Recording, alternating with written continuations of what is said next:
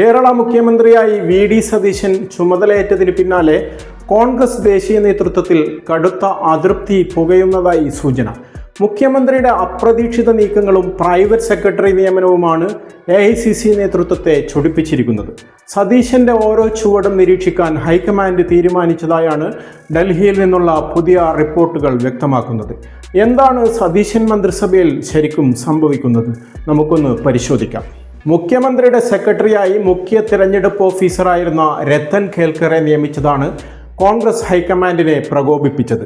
യോഗ്യരായ നിരവധി IAS ഓഫീസർമാർ സംസ്ഥാനത്തുണ്ടായിട്ടും കേരളത്തിൽ തിരഞ്ഞെടുപ്പ് പ്രവർത്തനങ്ങൾക്ക് തൊട്ടു മുൻപ് വരെ നേതൃത്വം നൽകിയ ഉദ്യോഗസ്ഥനെ തന്നെ മുഖ്യമന്ത്രി തന്റെ സെക്രട്ടറിയാക്കിയതിനെ ന്യായീകരിക്കേണ്ടതില്ല എന്ന നിലപാടിലാണ് കേന്ദ്ര നേതൃത്വം. ആദ്യം ഈ പദവിയിലേക്ക് MG രാജമാണിക്യത്തെയായിരുന്നു നിശ്ചയിച്ചിരുന്നത്. എന്നാൽ ആ വിവരം ചോരുകയും രാജമാണിക്യത്തിന്റെ പശ്ചാത്തലം വലിയ ചർച്ചയാവുകയും ചെയ്തതോടെയാണ് തിരക്കിട്ട് രത്തൻ കേൽക്കറെ സതീശൻ തിരഞ്ഞെടുത്തത്. ഇതിലൊക്കെ ഉപരി അവധി ദിനമായ ഞായറാഴ്ച തന്നെ പുതിയ സെക്രട്ടറി ധൃതി പിടിച്ച് ചുമതലയേറ്റത് അസാധാരണ നടപടിയായാണ് രാഷ്ട്രീയ കേന്ദ്രങ്ങൾ വിലയിരുത്തുന്നത്. കോൺഗ്രസ് ദേശീയ നേതൃത്വം ഇടപെട്ട് മുഖ്യമന്ത്രിയെ തിരുത്തുമെന്ന അഭ്യൂഹം നിലനിൽക്കെയായിരുന്നു ഈ തിരക്കിട്ട നീക്കം. മുഖ്യമന്ത്രി സ്ഥാനം ഉറപ്പാക്കാൻ മുസ്ലിം ലീഗിനെയും മാധ്യമങ്ങളെയും കൂട്ടുപിടിച്ച് വി.ഡി. സതീശൻ നടത്തിയ സമ്മർദ്ദ തന്ത്രങ്ങളിൽ രാഹുൽ ഗാന്ധിക്ക് നേരത്തെ തന്നെ കടുത്ത അതൃപ്തിയുണ്ടായിരുന്നു. ഇതിനു പിന്നാലെയാണ് പ്രൈവറ്റ് സെക്രട്ടറി നിയമനവും കേന്ദ്ര താൽപ്പര്യങ്ങൾക്ക് വിരുദ്ധമായി വരുന്നത്. സമാനമായ ഒരു നിയമനം പശ്ചിമ ബംഗാളിലെ BJP സർക്കാർ നടത്തിയപ്പോൾ അതിനെ അതിരൂക്ഷമായി വിമർശിച്ചത് സാക്ഷാൽ രാഹുൽ ഗാന്ധിയായിരുന്നു. അതുകൊണ്ട് തന്നെ കേരളത്തിലെ കോൺഗ്രസ് മുഖ്യമന്ത്രിയുടെ ഈ നടപടിയിൽ മറുപടി പറയേണ്ടി വരുന്നത് രാഹുൽ ഗാന്ധിയാണ്. ലക്ഷക്കണക്കിന് ആളുകളുടെ വോട്ടവകാശമില്ലാതാക്കിയ തിരഞ്ഞെടുപ്പ് കമ്മീഷന്റെ വക്താവിനെയാണ് സതീശൻ കൂടെ കൂട്ടിയിരിക്കുന്നത് എന്നാണ് CPM കേന്ദ്ര നേതൃത്വം ആരോപിക്കുന്നത്.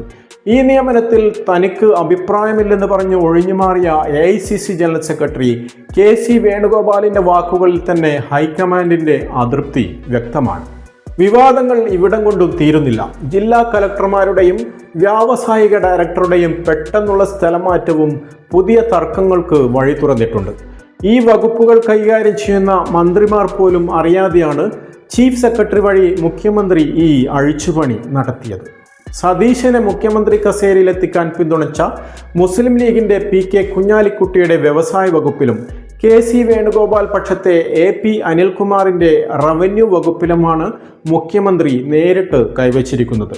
തങ്ങളോട് ആലോചിക്കാതെ നടത്തിയ ഈ സ്ഥലം മാറ്റ ഉത്തരവുകൾ റദ്ദാക്കണമെന്ന നിലപാടിലാണ് മന്ത്രിമാർ.